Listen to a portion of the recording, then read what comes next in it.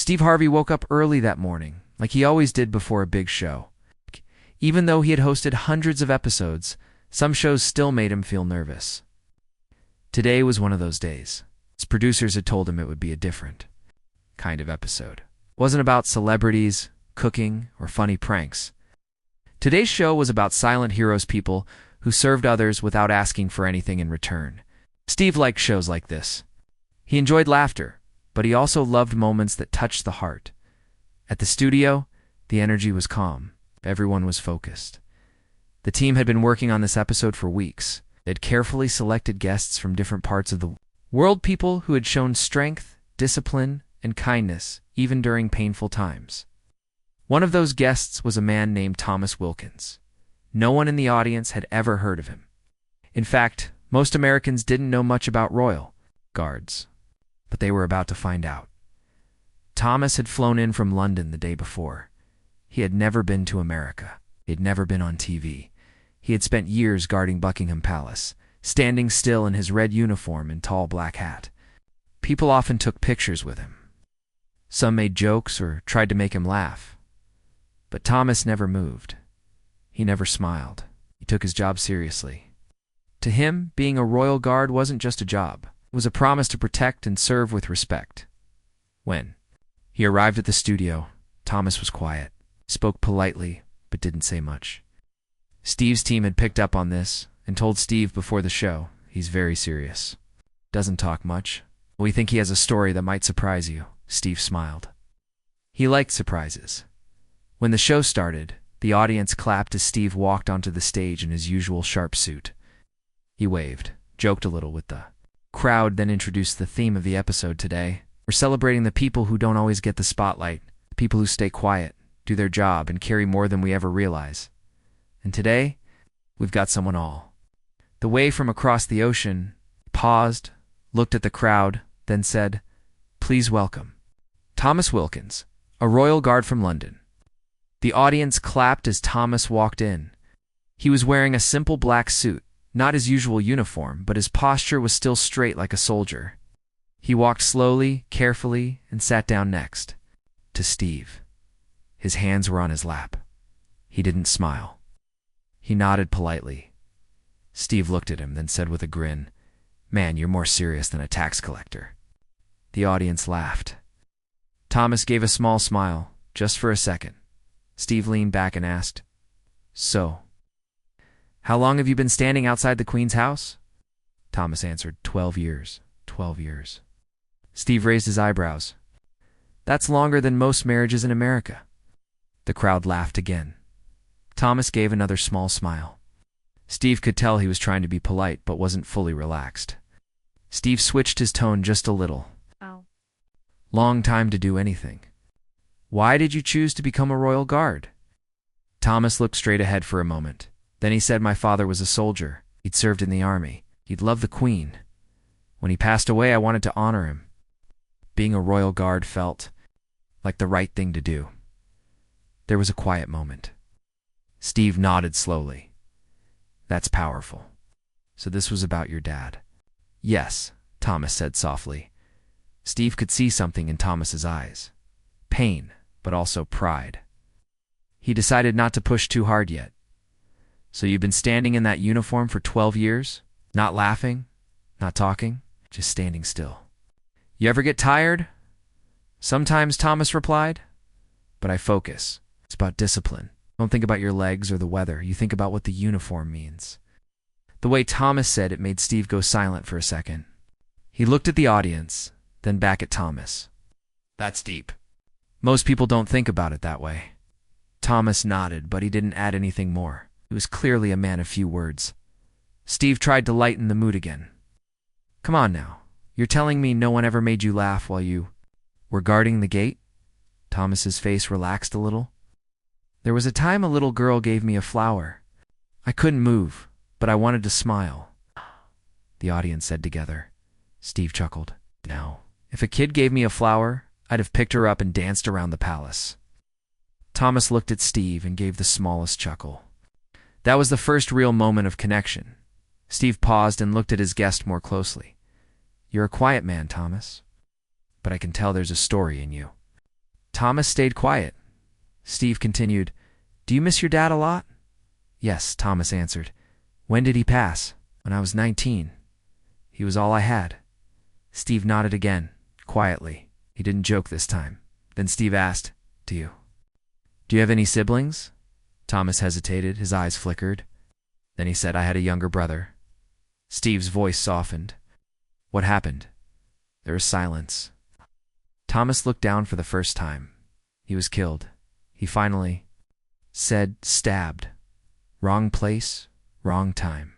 He was 17. The studio went completely silent. Steve didn't speak for a long moment. Then he said gently, "Man, I'm sorry." Thomas looked up, his eyes glassy but not crying. He wanted to be a guard too, like me. We used to talk about it all the time. After he died, I never spoke about him again. I joined the Guards 6 months later. Steve leaned forward, elbows on his knees. "So you've been carrying that pain all this time? Alone?" Thomas nodded. "Never talked to anyone?"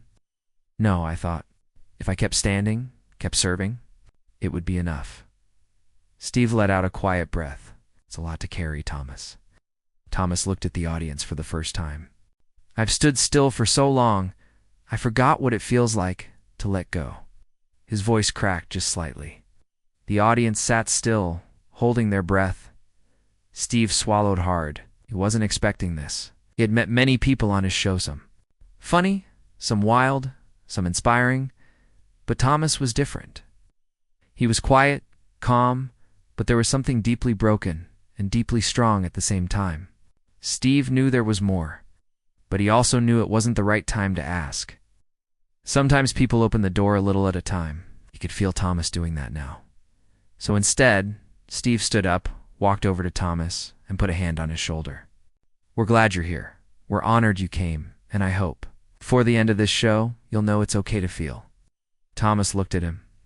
His lips moved slightly like he wanted to say thank you, but he just nodded. The audience clapped, but it was soft, not loud, not wild, just respectful. Like they knew something special had just started. A man who had spent 12 years not moving, not crying, not speaking, had finally said the words he had held inside. Backstage, the producers were silent too. Some wiped their eyes. One whispered, "We didn't expect that to come out." And not in the first part.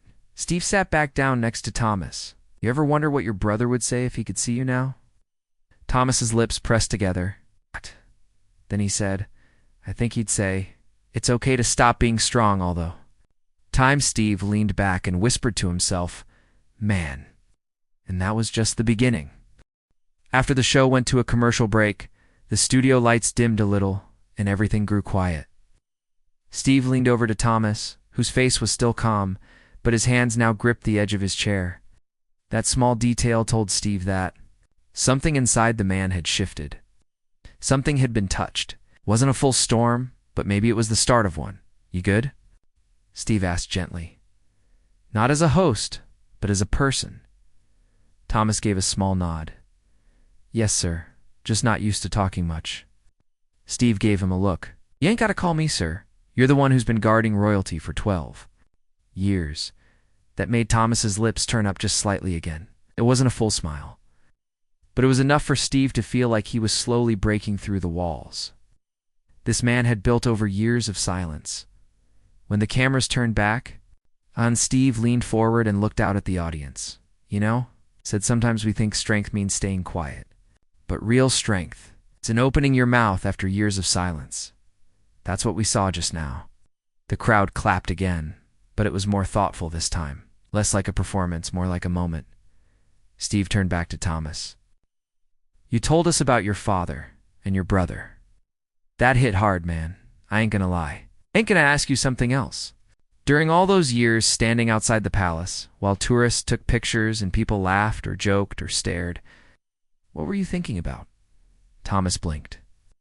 That question wasn't something he expected. For a moment, he seemed unsure how to answer. "Mostly I tried not to think," he said after a pause. "It's part of the training. You focus on your breath, on your posture, on the idea that your body is serving something bigger than yourself." Steve nodded slowly. "A bit." Nobody can think about nothing for 12 years? Man. Thomas looked down at his hands. Sometimes I thought about my brother, when it was really cold, or when I saw kids running around. I thought about him. He was full of life. Wild, but kind. Steve asked, "Did he ever get in trouble?" Thomas breathed in. "Yes, once or twice. He wasn't bad, but he had friends who were not good. He didn't have many people guiding him. After Dad died, I tried. But I was only 19 myself. I wasn't ready to be someone's guide." Steve stayed quiet. The audience listened. Closely, no one whispering, no one fidgeting. Thomas continued. "The night he died, I remember I told him to stay in. I told him not to go. But he left anyway. Said he'd only be gone a few minutes. I stayed awake waiting for him. Then the police knocked. He stopped. His voice had stayed steady, but his chest was moving a little faster now. I never got to say goodbye. Never told him I forgave him. For not listening, just joined the guard and stopped talking about everything." Steve stared at him. His own eyes were beginning to water, but he didn't look away. "You ever cry about it?" he asked. Thomas shook his head. "Oh, not once." The crowd gasped softly. Some of them already had tissues in their hands. "I tried once, Thomas," said the night of the funeral. "I sat in my room, waiting for tears, but they never came. I just sat there for hours, feeling nothing, just empty." Steve leaned forward, elbows on his knees again. "I know that emptiness. I've felt it. When you go through something big, and you expect a flood but get silence instead." Thomas nodded slowly. "I thought something was wrong with me. Everyone else cried. I didn't. I just kept hearing his voice, laughing in my head. Bought my face." "Wouldn't move?" Steve said. "You ever talk to anybody about this? A therapist? A friend?" "No," Thomas answered. "No one. I didn't think I deserved to feel better. I thought I had failed him." Those words. "I didn't think I deserved to feel better hung in the air like a heavy blanket." Steve looked at the audience. "You hear that? This man thought feeling better meant forgetting. That's what we do sometimes, right? We carry guilt like it's proof of love. But guilt ain't love, man. Love is in remembering and healing." Thomas looked at Steve, his eyes glassy now. He was listening deeply. Then Steve said, "I want to try something. I hope you're okay with it." Thomas looked uncertain but nodded. Steve pointed toward the screen behind them. "We've got a little surprise for you." Lights dimmed, and a video started playing. At first, it showed a quiet street in South London, where Thomas grew up. The camera moved slowly past a small brick house with a flower pot by the door. Then, the image changed to show an older woman sitting on a couch. Her eyes were kind, her voice was soft. It was Thomas's mother. "Hi, sweetheart," she said, looking straight into the camera. "I know you weren't expecting this, but I wanted to say, I see you. I've always seen you. You never stopped after your father died. You never paused after your brother passed. You've been strong for so long. But baby, it's okay to rest. It's okay to cry. You're not alone." Thomas didn't move. His face stayed still, but his eyes were wide now. The video changed again. A man appeared. He was wearing a military uniform. One of Thomas's old instructors from the Royal Guard. "I remember the first time I saw you in training," the man said. "You didn't smile, you didn't talk, but you were always on time, always perfect in your posture. I thought you were just trying to impress us. Later I found out why you were so focused, and I want to say, we all saw your pain. We just didn't know how to help. I'm proud of you. The entire regiment is proud of you." By now, the audience was crying openly. Even the camera crew looked emotional. Steve looked at Thomas. His face had changed. It was softer now. His eyes were filled with tears that hadn't fallen yet, but were clearly sitting on the edge. Steve spoke carefully. "You okay, man?" Thomas nodded once, then quickly looked away. "I wasn't ready for that," he said quietly. Steve waited then, very slowly. One single tear rolled down Thomas's cheek. He didn't wipe it. He didn't speak. He just let it fall. And the room went absolutely silent. Steve stood up and walked over. He didn't say anything. He just wrapped one arm around Thomas's shoulder and stood there beside him. The cameras zoomed in. For a man who had stood still for 12 years, never breaking, never bending. This was the first time the world saw his walls fall down. Steve finally spoke again. Man, this moment right here, this is what healing looks like. Not fireworks. Not loud cries. Just allowing yourself to feel. To be human. Thomas looked up at him. I don't know what to say, he whispered. You don't gotta say anything, Steve said. You've already said what needed to be said. The lights slowly brightened again. The video screen turned off. The audience began to clap, this time louder, but still respectful. Steve and Thomas walked off the stage together. No music played. No jokes were told. The show took a break, but the moment stayed in everyone's mind. Backstage, Thomas sat down and took a deep breath. He looked at Steve and said that felt like the first real breath I've taken in years. Steve sat next to him. You gave a gift to everyone today, man. And maybe, finally, to yourself. Thomas wiped his face. I'm still not sure how to process this. You don't have to, Steve replied. Not today. But you started something. That's enough. Thomas looked down at his hands again. They weren't shaking anymore. They were still. And for the first time in a long, long time, so was his heart. The next morning, Thomas woke up in his hotel room in Chicago. The city looked calm through the large glass window, with cars moving slowly and people walking in coats. He stood there silently for a moment, holding a cup of coffee that had already gone cold. His mind felt heavy, but also light at the same time, like something deep inside had shifted. Last night, after the talk show, he couldn't sleep much. His thoughts kept returning to the moment when Steve hugged him, to the video messages, to the single tear that had escaped his eye. For 12 years, he had trained himself not to cry, not to feel. But in front of hundreds of strangers, on a stage in another country, something had broken inside him. Or maybe something had finally been released. Thomas had come to the show thinking he would talk a little about being a royal guard, answer some questions, and go back to London. He never expected to talk about his brother, or his father, or his guilt. He never expected his mother's face to appear on a screen. He never expected to feel this much. At breakfast, a staff member from the show knocked on his door. Her name was Sarah. She had been kind to him since he arrived, quiet and respectful, not pushing too much. She brought him some toast, eggs, and orange juice. You did good yesterday, she said gently. Thomas looked at her and gave a small smile. I feel strange. That's okay, she said. Strange is good sometimes. It means your heart is waking up. He nodded, though he wasn't sure what to say. There's something else, she said, placing a tablet on the table. Your episode. It aired last night. Do you want to see the reactions? Thomas hesitated. We're people. Laughing at me. Sarah shook her head quickly. No, not at all. The opposite. She opened the tablet and showed him the social media posts. There were thousands of comments. People from America, the UK, Canada, Australia, even India, and South Africa had posted messages like, "This broke me. Seeing a royal guard cry for his brother made me cry for mine." I've never seen Steve Harvey speechless. This was powerful. To Mr. Thomas Wilkins, thank you for showing us what real strength looks like. Some had made art. One drawing showed Thomas in his red uniform, a single tear rolling down his cheek. Another image showed him and Steve hugging on stage with the words, "It's okay to feel." Thomas stared at the screen, blinking. I didn't think anyone would care, he whispered. They care, Sarah said. A lot? Thomas leaned back, feeling overwhelmed. He had been a silent man his whole life. Suddenly strangers around the world were writing poems about his pain. It felt unreal.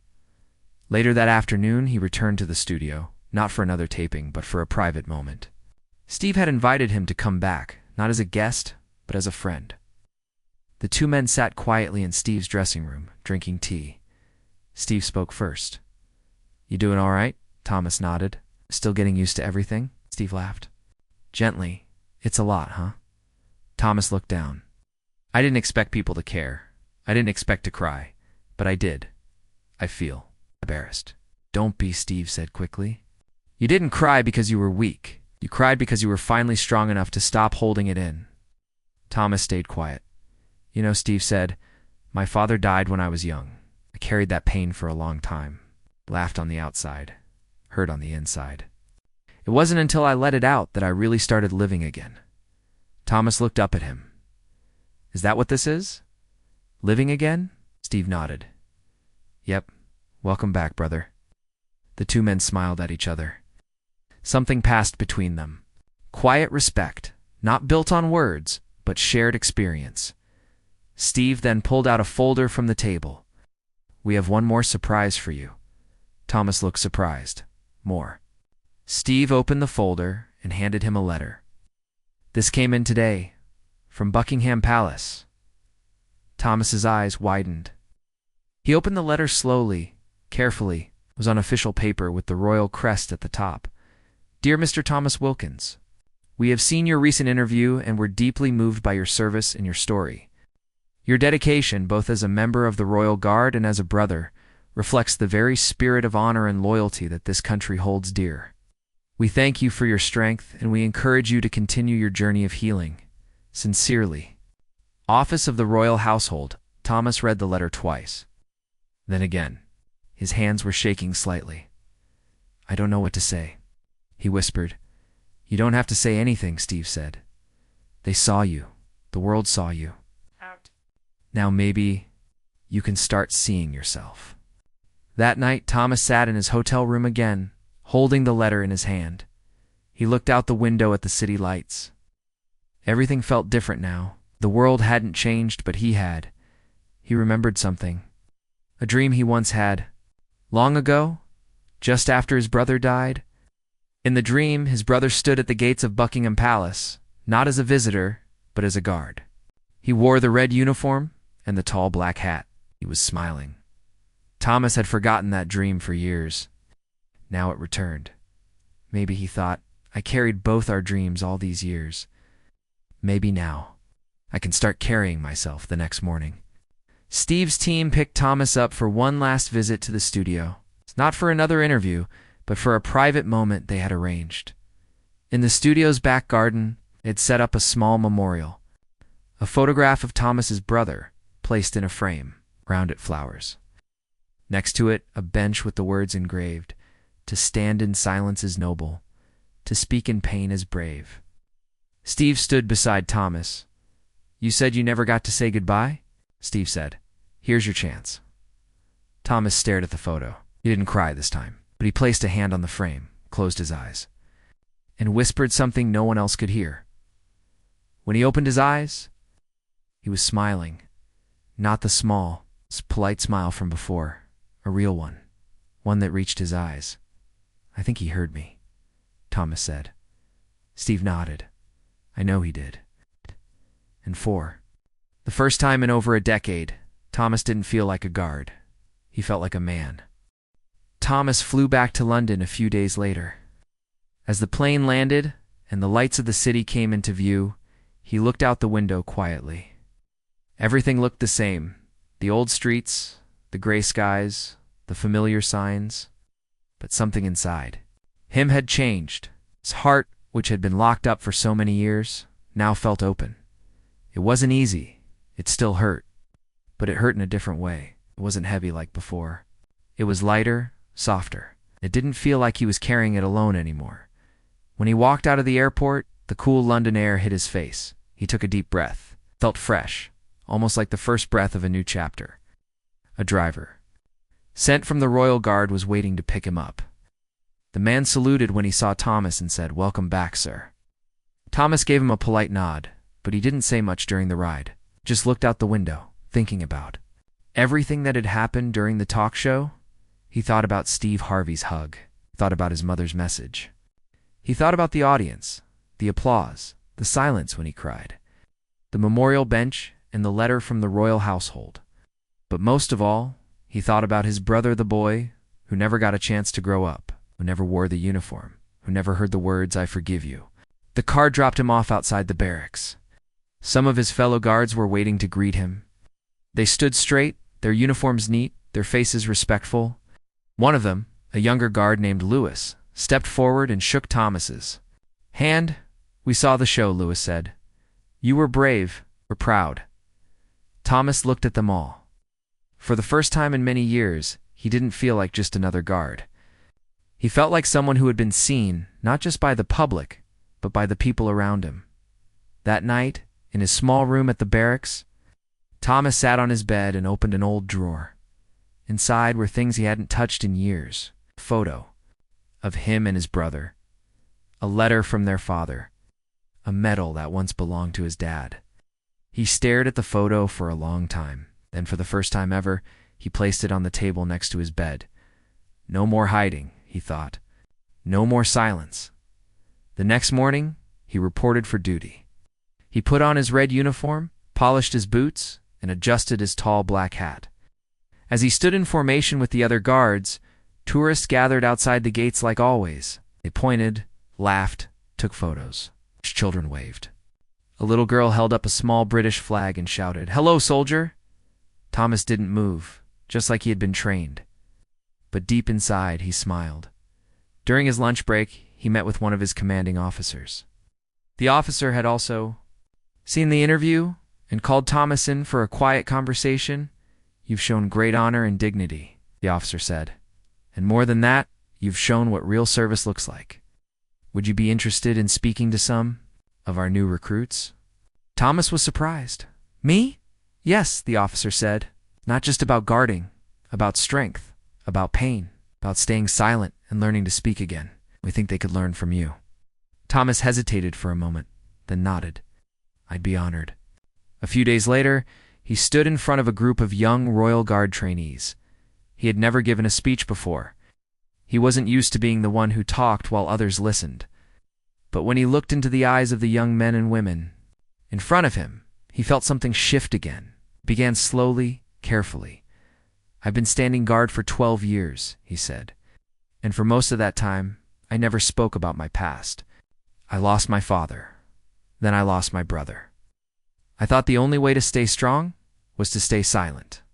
But I was wrong." The room was quiet. The recruits listened closely. Sometimes we wear uniforms not just to serve, but to hide. But hiding.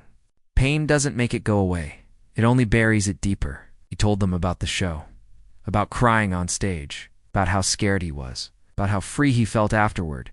Being strong, he said, doesn't mean never falling. It means getting up again and again, and letting others help you. When he finished, no one moved for a moment. Then the room slowly filled with applause. After the talk, one young recruit came up to him. He was only 19, with nervous eyes and shaking hands. "My brother died last year," he said softly. "I haven't told anyone. I thought I had, to pretend I was okay." Thomas looked at him and placed a hand on his shoulder. "You don't have to pretend anymore." From that day on, Thomas became more than just a guard. He became a mentor. He started visiting schools and youth centers. He spoke to boys from troubled neighborhoods, the same kind of places his brother used to hang around. He told them his story not to scare them, but to show them that healing was possible. One day, after giving a talk at a local school, a teenager approached him. The boy had tears in his eyes. "My older brother got stabbed last year," the boy said. "I haven't cried since." Thomas didn't say much. He just pulled the boy into a quiet hug.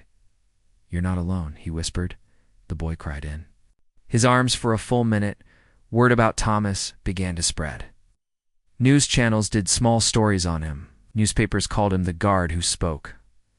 But Thomas didn't care about the attention, only cared about reaching the people who needed. To hear that they didn't have to be quiet forever. One night, he sat with his mother for dinner. She had tears in her eyes as she placed a bowl of stew in front of him. "You look lighter?" she said. "I feel lighter," he replied. "I never thought I'd see the day you smiled like this again." Thomas looked around the kitchen at the photos on the wall. One photo showed him and his brother as children, dressed in cardboard armor, pretending to be soldiers. "I thought I had to carry all the pain alone," he said. "But I was wrong, and now I think I'm finally living." His mother reached across the table and held his hand. "Your brother would be proud of you," she said. That night, Thomas stood in front of the mirror in his room. He looked at himself, not just the uniform, not just the face, but deeper. He saw a man who had been broken, who had stood still while the world moved, who had carried silence like a shield, and he saw something else. He saw a survivor. He saw someone learning to be whole again, not by forgetting the past, but by speaking it out loud. Months passed since Thomas returned to London. Life slowly began to feel different for him. The heavy weight of silence that had pressed on his chest for years was no longer as tight. It still lingered at times, but now it felt like a shadow. Behind him, not a chain holding him back. After his talks with the young recruits and visits to schools, Thomas realized that his story was bigger than just him. It was a message for anyone carrying pain alone, anyone who thought strength meant hiding feelings. His life became a mission to help others find their own voices. One day, Thomas received an invitation to speak at a special event held by a charity, supporting families affected by violence. The event was in a large hall, full of people who had all experienced loss and struggle. Thomas felt nervous. Public speaking was still new to him. But he remembered Steve's words. Real strength is speaking after silence. When he stepped onto the stage, the crowd was quiet and waiting. Thomas looked out at the faces, some young, some old, some with tears in their eyes. He took a deep breath and began. He told the story of his brother, not just the pain, but the laughter they shared, the dreams they had, the silence that came after loss. He spoke about the Royal Guard, his years of standing still, the grief he hid behind a strong face. He talked about the day he finally cried on Steve Harvey's show, and how that moment changed everything. His voice was steady, but soft. He didn't try to be a hero. He just shared the truth. When he finished, the room filled with applause, not loud, but full of respect and understanding. People came up to him afterward, sharing their own stories, thanking him for his courage. One woman, holding a photo of her own lost son, said quietly, "You gave me hope." "Thank you." Thomas felt a deep warmth inside. It was different from the numbness he had known for so long. It was connection, healing. Over the next months, Thomas's talks became more frequent. He traveled to different cities, speaking to schools, community centers, even prisons. Each time, he told his story and listened to others. He became known not just as a Royal Guard, as a man who had found the courage to feel and to help others do the same. One afternoon, as he walked through a quiet park, he saw a small group of children playing. One of them was a boy about 7 years old, holding a toy sword and pretending to be a guard. Thomas smiled and approached. "Hey there," he said gently. "See, you're a brave soldier." The boy looked up, eyes shining. "I want to be a guard like you someday." Thomas knelt down to the boy's level. Being a guard means more than just standing still. It means having a strong heart. Sometimes it means being brave enough to show your feelings. The boy nodded. Curious, Thomas reached into his pocket and pulled out a small Baja gift from the royal household. Given to him after the talk show. "This is for you," he said, handing the boy the badge. "To remind you that being brave means being yourself." The boy smiled wide and hugged the badge close as Thomas watched the children play. He thought about his own childhood, about the dreams he and his brother shared, and the pain he had carried silently for so long now. He felt hope that the next generation could grow up learning a different kind of strength, one that allowed tears and laughter to live side by side. Back at home, Thomas often sat quietly by the window, reflecting on his journey. He thought about Steve Harvey and the moment on that stage when everything changed. He thought about his mother and the words she had spoken about rest and forgiveness. He thought about his father, his brother, and all the memories he carried. But most of all, he thought about the future. He knew the road ahead wouldn't always be easy. There would still be hard days, moments of grief, times when the silence threatened to return. But now, he had something he didn't have before, a voice. And with that voice, he could keep walking forward. One evening, Thomas received a call from Steve. The two spoke for a long time, sharing stories, laughter, and sometimes tears. Steve told him that the episode had inspired millions and started important conversations about mental health and emotional strength. Thomas felt grateful. Without that show, without Steve's kindness, he might never have found his voice as they said goodbye. Steve said, "Remember, brother, your story isn't just yours anymore. It's for everyone who needs to hear that it's okay to feel." Thomas hung up, smiling softly. He stood up, looked in the mirror, and saw a man who was no longer just a guard standing still. He was a man moving forward, a man learning to live, a man who had finally found peace. And with that peace came a new kind of strength, one that was quiet, real, and full of hope.